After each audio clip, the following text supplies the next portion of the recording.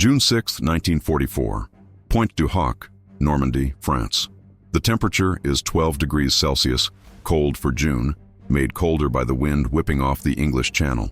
The sky is gray, threatening rain. The sea is rough, waves at 5 to 6 feet, enough to make the landing craft pitch and roll sickeningly. In the landing craft approaching the base of the cliff, Captain James Earl Rudder stands bracing himself against the motion of the boat, looking up at what he has been ordered to climb. Pointe du Hoc is a promontory that juts into the English Channel between Utah and Omaha beaches, a sheer limestone cliff that rises approximately 30 meters, nearly 100 feet, straight up from the rocky beach. At the top of that cliff, according to intelligence reports, are 6 155mm guns in concrete casemates, guns that can reach both landing beaches and slaughter thousands of American soldiers. Rudder's mission is simple in concept, impossible in execution. Land at the base of the cliff, scale it under fire, destroy the guns, and hold the position until relieved. He has 225 men from the 2nd Ranger Battalion, the best trained assault troops in the American Army. They have trained for 6 months specifically for this mission, practicing cliff climbing in England and Scotland, perfecting techniques, building specialized equipment. But everything is already going wrong. They were supposed to land at 0630 hours, 30 minutes after the initial assault. It is now 0710, 40 minutes late. The German defenders have had 40 extra minutes to recover from the naval bombardment, 40 extra minutes to man their positions, 40 extra minutes to prepare for the assault they know is coming. The delay means the element of surprise is gone. The delay means the Germans are ready. Worse, 3 of the 10 landing craft have been swamped or sunk in the rough seas. Rudder has already lost approximately 70 men before even reaching the beach. He no longer has 225 Rangers. He has 155, and those 155 men must somehow climb 100 feet of sheer cliff face while German soldiers at the top drop grenades, fire machine guns down at them, and try to cut the climbing ropes. Every military expert who reviewed this plan said the same thing. Vertical assault against a defended position is suicidal. You cannot climb while under fire. You cannot fight while climbing.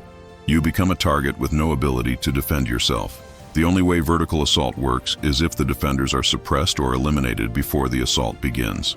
If the defenders are alert and armed, the attackers will be slaughtered before reaching the top.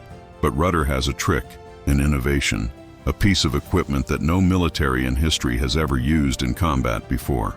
Something so crazy that when he first proposed it to his commanding general, the general laughed and said it would never work. Something borrowed from the London Fire Brigade, modified by Rangers who thought like firefighters instead of soldiers, tested in secret because the army brass thought it was too unconventional to be taken seriously. They have ropes. Not just normal climbing ropes, but rocket-propelled grappling hooks that can be fired to the top of the cliff, carrying ropes that Rangers can climb. And they have extension ladders, borrowed from fire departments, mounted on DUKWs, amphibious trucks, that can be raised to provide climbing routes.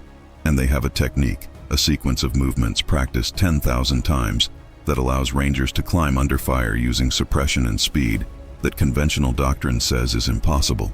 Over the next 30 minutes, as German defenders rain fire down on them, as men are hit and fall from the cliff face, as ropes are cut and ladders are shot away, 155 American Rangers will execute the most audacious vertical assault in military history. They will climb a 100-foot cliff under sustained enemy fire. They will reach the top, eliminate the defenders, and discover something that will change the mission completely.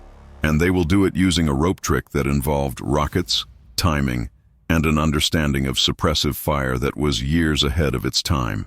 A trick that transformed an impossible cliff into a climbable obstacle. A trick that would be studied by special operations forces for the next 80 years as the foundational example of how to do what doctrine says cannot be done. How does one captain get 155 men up a 100-foot cliff while the enemy is actively trying to kill them? What was the rope trick that made vertical assault possible?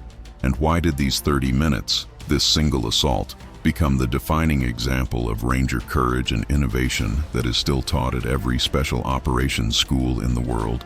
This is the story of the man who climbed the unclimbable, the rocket rope technique that defied gravity and gunfire. And the 30 minutes that proved sometimes the craziest idea is the only idea that works. While James Earl Rudder was growing up in Texas during the 1920s and 1930s, the world was experiencing the interwar period that would eventually lead to the largest amphibious invasion in history, bringing him to that cliff in Normandy. After World War I, the Treaty of Versailles had imposed harsh terms on Germany, creating economic hardship and political instability. Adolf Hitler exploited this resentment, rising to power in 1933 and beginning a massive military buildup. By 1939, Germany had invaded Poland, triggering declarations of war from Britain and France. By 1940, France had fallen, and Britain stood alone against Nazi Germany. The United States entered the war in December 1941 after the Japanese attack on Pearl Harbor. By 1942, American and British planners were discussing how to eventually invade German-occupied France, liberate Europe, and destroy Nazi Germany. The operation would require landing hundreds of thousands of troops on heavily defended beaches, establishing a beachhead, and fighting inland. The German defenders, under Field Marshal Erwin Rommel, had spent years fortifying the French coast, creating the Atlantic Wall, an extensive system of bunkers, obstacles, minefields, and artillery positions designed to repel any invasion. Rommel's philosophy was to defeat the invasion on the beaches before the Allies could establish a foothold. One of the strongest points in the Atlantic Wall was Pointe du Hoc, a promontory between the planned landing beaches. Intelligence reported that 6 155mm artillery pieces were positioned there in concrete casemates. These guns, if operational during the landings, could fire on both Utah and Omaha beaches, potentially destroying landing craft and killing thousands of soldiers. The guns had to be destroyed, but Pointe du Hoc was nearly impossible to assault. The only approach was up a sheer cliff from the beach. James Earl Rudder had joined the Texas Army National Guard in 1932 and received a commission in 1933. When the United States entered World War II, he was teaching at Texas A&M University. He volunteered for combat duty and was assigned to the 2nd Ranger Battalion in 1943. The Rangers were an elite light infantry unit trained for difficult missions requiring small unit tactics, physical endurance, and innovative problem-solving. Rudder was not initially the commanding officer of the 2nd Rangers. He was the executive officer, second in command. But his leadership ability and tactical thinking impressed his superiors, and when the battalion commander was reassigned, Rudder took command in January 1944. He was given the mission to assault Pointe du Hoc shortly thereafter. When he reviewed the intelligence, a 100-foot vertical cliff defended by an unknown number of German soldiers with heavy weapons at the top, his first assessment was that the mission was nearly impossible with conventional tactics. Climbing up a defended cliff using normal mountaineering techniques would result in catastrophic casualties. The Germans at the top would simply shoot the climbers or cut their ropes. Rudder needed a force multiplier. He needed something that would allow his Rangers to climb faster than the Germans could react, and something that would suppress German fire during the climb. He needed innovation. During planning sessions in England, Rudder and his officers studied every historical example of vertical assault they could find. Ancient sieges where attackers scaled walls using ladders, mountain warfare in World War I where soldiers climbed cliffs to attack enemy positions. The conclusion was always the same. Vertical assault only succeeded when the defenders were few, poorly armed, or surprised. Against alert, well-armed defenders, vertical assault failed. Rudder visited the London Fire Brigade to study their equipment and techniques. Firefighters routinely climbed tall buildings to rescue people or fight fires. They used extension ladders and climbing techniques that might be applicable to military operations. During one visit, a fire brigade officer mentioned that they had experimented with rocket-propelled lines for reaching upper floors of burning buildings when ladders were insufficient. Rudder's mind seized on this. Rockets. You could fire ropes to the top of the cliff using rockets. This would be faster than throwing grappling hooks, more reliable than trying to climb with pitons, and most importantly, it would allow multiple simultaneous climbing routes to be established in seconds rather than minutes. He brought the idea back to his superiors. The response was skepticism. Rocket-propelled ropes sounded like science fiction. How would you ensure the grappling hooks secured properly? What if the rockets failed? What if the ropes were cut? The conventional wisdom was to use scaling ladders or conventional climbing techniques, accepting high casualties as the cost of the mission. But Rudder persisted. He contacted British engineers and American ordnance specialists. Together, they developed a prototype, a rocket motor attached to a grappling hook with rope secured to the rocket. When fired, the rocket would carry the grappling hook and rope to the top of the cliff. The hook would catch on obstacles, rocks, defensive positions, anything, and the rope would be secured. Rangers could then climb the rope using Prusik knots and ascenders. The system was tested in Scotland, on cliffs similar to Pointe du Hoc. The results were mixed. Some rockets fired perfectly, carrying their hooks and ropes to the top. Others misfired, or the hooks failed to catch. The reliability was approximately 60 to 70%. Not perfect, but better than conventional methods. Rudder made a critical decision. They would use multiple systems simultaneously.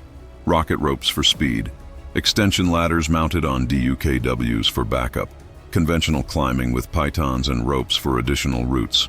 This redundancy meant that even if some systems failed, others would succeed. Major General Leonard Garrow, commanding V Corps, reviewed Rudder's final plan with concern. The mission was high risk, with potentially high casualties. Garrow's guidance was direct. Rudder, if you fail, I'm going to have to find someone else to take that position. You understand, that's going to cost a lot more lives. Rudder's response was simple. Sir, we won't fail. Garrow looked at him for a long moment. I believe you, but I also believe you're going to lose half your men doing it. Make sure it's worth it. Rudder said nothing because he knew Garrow was probably right. But losing half his men taking Pointe du Hoc was better than those guns slaughtering thousands of soldiers on the beaches below. By June 1944, the 2nd Ranger Battalion had trained for 6 months specifically for the Pointe du Hoc mission. They had climbed cliffs in England and Scotland. They had practiced with the rocket ropes until they could fire and secure them in darkness, in rain, in wind. They had rehearsed the assault sequence hundreds of times: land, suppress enemy fire, launch rockets, climb, fight to the top, secure the position. The primary weapon of the Rangers was the M1 Garand rifle, the standard-issue service rifle of the U.S. Army in 1944. It was a semi-automatic rifle chambered in .30-06 Springfield, fed from an 8-round en-bloc clip. The M1 was accurate to 500 yards, reliable, and hard-hitting. Each Ranger carried the M1 plus approximately 80 rounds of ammunition in clips. But the M1 had a critical limitation for this mission. It required 2 hands to operate effectively. A Ranger climbing a rope could not fire his rifle. This meant they were vulnerable during the climb. Rudder's solution was to emphasize suppressive fire from the base of the cliff. Rangers who had not yet started climbing would fire at the cliff top, forcing German defenders to keep their heads down. The suppressive fire did not need to kill Germans. It just needed to make them reluctant to expose themselves to throw grenades or fire down at the climbers. The Rangers also carried additional weapons suited for the mission. Browning automatic rifle gunners would provide sustained fire. Bangalore torpedoes would clear obstacles. Thermite grenades would destroy the artillery pieces. And each Ranger carried a fighting knife and several fragmentation grenades for close combat once they reached the top. But the true innovation was the rope system. The rockets were 2.36-inch projectiles, similar to bazooka rockets, modified with a steel tube that held the grappling hook and had the rope secured to it. The rockets were fired from tubes mounted on the landing craft. Each rocket carried approximately 100 feet of rope, enough to reach the cliff top with rope to spare. The grappling hooks were 3-pronged steel devices weighing approximately 3 pounds. When they struck the ground at the cliff top or caught on obstacles, at least one prong would catch, securing the rope. The hooks were designed to catch on rocks, vegetation, defensive structures, anything that would hold weight. The ropes themselves were standard naval rope, 3/4-inch diameter, braided nylon that was strong enough to support multiple climbers simultaneously. The ropes had been soaked in seawater during the channel crossing, and this created an unforeseen problem that would not be discovered until the assault began. The extension ladders were 100-foot ladders borrowed from the London Fire Brigade and mounted on DUKWs. The DUKWs were amphibious trucks that could drive from the landing craft to the beach, then raise the ladders to provide climbing routes. The ladders were a backup system, slower than the ropes but more reliable once in position. The assault plan was built on speed and coordination. The landing craft would beach at the base of the cliff. Rangers would immediately begin firing at the cliff top to suppress German defenders. Simultaneously, the rocket crews would fire their rockets, propelling the grappling hooks and ropes to the top. As soon as the ropes were secured, Rangers would begin climbing using Prusik knots and sheer upper body strength, hauling themselves up 100 feet of rope in approximately 3 to 4 minutes per climber. The first Rangers to reach the top would immediately establish a perimeter and suppress any remaining German defenders, allowing subsequent Rangers to climb without being shot. The DUKWs would position and raise their ladders to provide additional climbing routes. Within 15 to 20 minutes, Rudder planned to have sufficient force at the cliff top to assault the gun positions. It was an audacious plan that required everything to work nearly perfectly. And as the Rangers crossed the English Channel toward Normandy on the night of June 5-6, 1944, Rudder knew that nothing in war ever works perfectly. The initial part of the plan began to fall apart before they even reached the beach. The landing craft were supposed to navigate directly to Pointe du Hoc, guided by the distinctive shape of the promontory. But in the darkness and confusion, the Navy coxswains steering the craft became disoriented and headed toward Pointe de la Percée, a different promontory 3 kilometers to the east. Rudder, realizing the error after 10 minutes, redirected the landing craft, but the delay cost them precious time. They were supposed to land at 06:30. They finally approached Pointe du Hoc at 07:10, 40 minutes late. Those 40 minutes were catastrophic. The pre-assault naval bombardment had ended. The German defenders, instead of being suppressed and disorganized, had recovered and were manning their positions. Worse, the delay meant that the follow-on Ranger force, seeing that Rudder had not signaled success within 30 minutes as planned, had been diverted to Omaha Beach. Rudder would get no reinforcements. As the landing craft approached the base of the cliff at 07:10 hours, German defenders opened fire. Machine gun fire raked the boats. Mortars began dropping among the craft. One landing craft took a direct hit and exploded, killing everyone aboard. Another was swamped by the rough seas and sank. Rudder watched 70 of his 225 Rangers disappear before they ever reached the beach. The remaining landing craft grounded on the rocky beach at the base of the cliff. The ramps dropped. Rangers poured out into knee-deep water and scrambled toward the cliff face, seeking whatever cover they could find among the large boulders at the base. German fire intensified. MG-42 machine guns, firing at 200 rounds per minute, swept the beach. Mortars exploded among the Rangers, throwing up geysers of rock and water. Several Rangers were hit immediately, falling on the beach or in the shallow water. The survivors reached the base of the cliff, pressing themselves against the rock face where the Germans at the top could not angle their weapons down steeply enough to hit them. Rudder, soaked and shaken but uninjured, began organizing the assault. "Get those rockets ready. Suppression teams fire at the cliff top. Keep their heads down." Rangers with bars and M1s began firing upward, spraying the cliff top with bullets. The suppressive fire was not aimed at specific targets. They could not see the German positions clearly, but the volume of fire forced the Germans to take cover. The rocket crews set up their tubes and prepared to fire. This was the critical moment. If the rocket ropes failed, the assault would stall, and they would be trapped at the base of the cliff under sustained fire, with no way up and no way to retreat. At 07:12 hours, the first rockets fired. The roar of the rocket motors was audible even over the gunfire. The rockets arced upward, trailing their ropes behind them like the tails of comets. The Rangers watched, holding their breath, as the grappling hooks reached the cliff top. 4 of the 6 first-wave rockets secured successfully. The hooks caught on rocks and defensive positions at the top. The ropes, 100 feet of 3/4-inch nylon, hung down the cliff face. But there was an immediate problem. The ropes had been soaked with seawater during the channel crossing. Wet rope is heavier than dry rope. The rockets, designed to carry dry ropes, struggled with the additional weight. Some ropes did not reach all the way to the base of the cliff, hanging 10 or 15 feet short, and the wet ropes were slippery, making climbing more difficult. But there was no time to reconsider. Rudder pointed to the secured ropes. "Climb! Go! Go!" The first Rangers grabbed the ropes and began to climb. The technique they had practiced was to use Prusik knots, sliding friction hitches that would hold weight but could be pushed upward, combined with sheer upper body strength to haul themselves up. A Ranger could climb 100 feet in approximately 3 to 4 minutes using this technique, assuming perfect conditions. But these were not perfect conditions. The ropes were wet and slippery. The Rangers were wearing full combat gear, approximately 80 pounds of equipment, and the Germans were recovering from the suppressive fire and beginning to engage the climbers. The first German response was to throw grenades over the cliff edge. Steel hand granite stick grenades. The distinctive German grenades with wooden handles came tumbling down the cliff face. Several exploded near climbers. One ranger was hit by shrapnel and fell, his body tumbling down the cliff and hitting the rocks at the base. Others were wounded but held on to their ropes, continuing to climb despite their injuries. The rangers at the base increased their suppressive fire, pouring bullets at the cliff top to keep the Germans from exposing themselves long enough to aim accurately or cut the ropes. This was the critical dynamic that made the assault possible.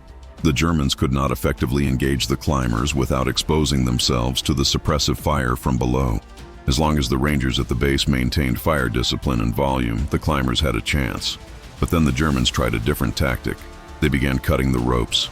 German soldiers with knives or entrenching tools would lean over the cliff edge just long enough to hack at a rope, then pull back before the return fire could hit them. Several ropes parted, sending rangers falling. Some fell 20 or 30 feet before hitting ledges or lower rope sections that broke their fall. One ranger fell nearly 50 feet and died on impact. Rudder watched his assault disintegrating. The ropes were being cut faster than they could be replaced. The rocket resupply was limited.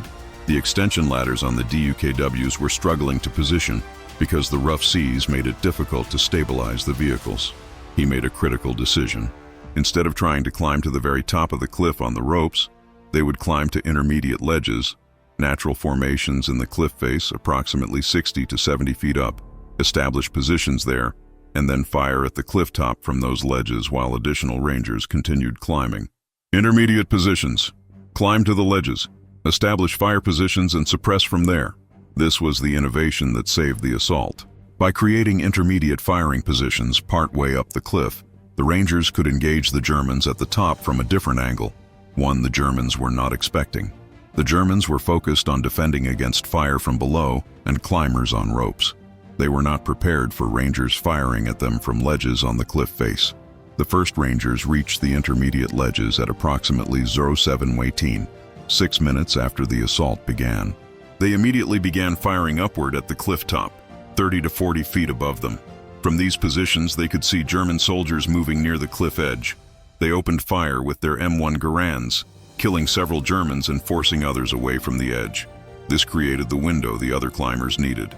With the Germans suppressed from both below and from the intermediate positions, more Rangers reached the ropes and began climbing. The assault gained momentum. More ropes were fired by the rocket crews, replacing those that had been cut. The DUKWs finally positioned their extension ladders, and Rangers began climbing those as well. At 07:22, 10 minutes after the assault began, the first Ranger reached the cliff top. Staff Sergeant William L. Rod Petty from Ohio hauled himself over the edge, rolled away from the cliff face, and came up with his M1 Garand ready. He was alone at the top, surrounded by German positions, the most vulnerable moment of the entire assault. If the Germans concentrated fire on him now, he would die within seconds, and the assault would stall as subsequent Rangers were shot as they came over the edge. Petty did not wait. He ran forward, firing his M1 from the hip, charging the nearest German position. His audacity shocked the Germans, who had expected Rangers to take cover and consolidate after reaching the top. Petty killed 2 Germans with point-blank rifle fire, then dove into a shell crater created by the naval bombardment. His aggressive action created the space needed for the next Rangers to reach the top. Within 30 seconds, 3 more Rangers came over the edge, saw Petty's position, and moved to support him. Within a minute, 10 Rangers were at the top. Within 5 minutes, 30 Rangers were over the edge and beginning to assault the German defensive positions. The Germans, realizing the cliff top was being overrun, began to withdraw toward their secondary defensive positions further inland. The Rangers pursued, clearing bunkers and trenches with grenades and rifle fire. By 07:30, 18 minutes after the assault began, approximately 75 Rangers were at the cliff top and had secured the immediate area around the cliff edge. Rudder climbed one of the ropes himself, hauling his 180-pound frame plus equipment up 100 feet of wet, slippery nylon. He reached the top at 07:33, breathing heavily, his hands raw from the rope. He immediately began organizing the defense and the assault on the primary objective, the 6 155mm guns. Rangers moved toward the gun positions, expecting to find the massive artillery pieces in their concrete casemates. What they found instead was shocking. The casemates were empty. The guns were not there. Intelligence had been wrong. or the Germans had moved the guns. The entire mission, the assault up the cliff, the casualties, the desperate climb, had been based on destroying guns that were not in position. For a moment, Rudder faced a crisis of mission definition. They had achieved the cliff assault, but the primary objective was not accomplished. He could consolidate at the cliff top and wait for relief, or he could push inland to search for the guns. He made the decision immediately. Spread out, search the area. Those guns are somewhere nearby. Find them. Rangers pushed inland, moving cautiously through the cratered landscape. Approximately 500 meters from the cliff edge, in an orchard that had been concealed from aerial reconnaissance, they found the guns. All 6 155mm artillery pieces were positioned in the orchard, without their protective casemates, but with ammunition stockpiled and ready to fire. The Germans had moved them from the clifftop positions to protect them from naval bombardment, but had not yet had time to relocate them further.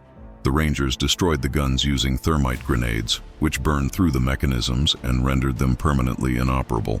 The primary mission was accomplished, though not in the way anyone had planned. But now the Rangers faced a different problem. They held Pointe du Hoc, but they were isolated, surrounded by German forces, and the planned reinforcements had been diverted. Rudder had approximately 155 Rangers, minus the casualties from the climb, leaving roughly 125 combat-effective soldiers, and they were now surrounded by German units that were beginning to organize counterattacks. The Rangers established a perimeter defense and prepared to hold until relieved. That relief would not come for 2 days. For 48 hours, the Rangers at Pointe du Hoc fought off repeated German counterattacks, gradually losing men to casualties and running low on ammunition and medical supplies. By the time they were finally relieved on June 8th, only 90 Rangers were still combat effective.